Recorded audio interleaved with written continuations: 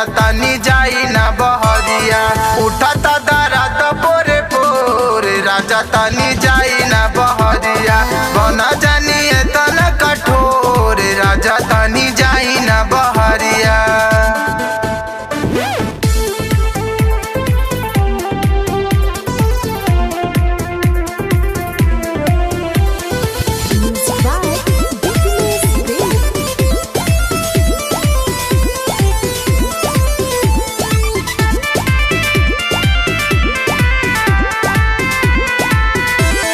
कोमल बदनिया नाच दिहल जवानिया।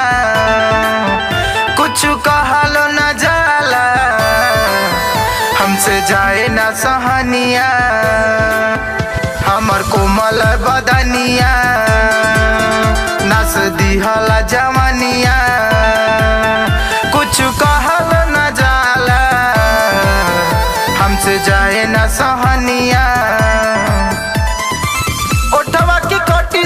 कोरावा में सटी राजा तुर देला नस पोरे पोरे राजा तनी जाई ना बहरिया।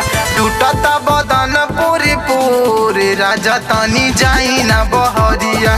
टूटता बदन पोरे पोरे राजा तनी जाई ना बहरिया।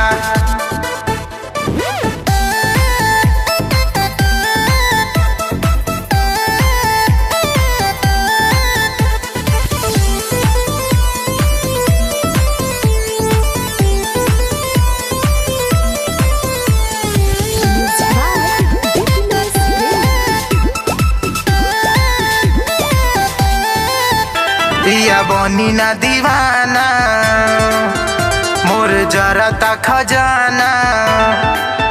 छोड़ी जाई ना बहरिया बनी जाई न जाना। पिया बनी ना दीवाना मोर जरता खजाना। छोड़ी जाई ना बहरिया बनी जाई न जाना।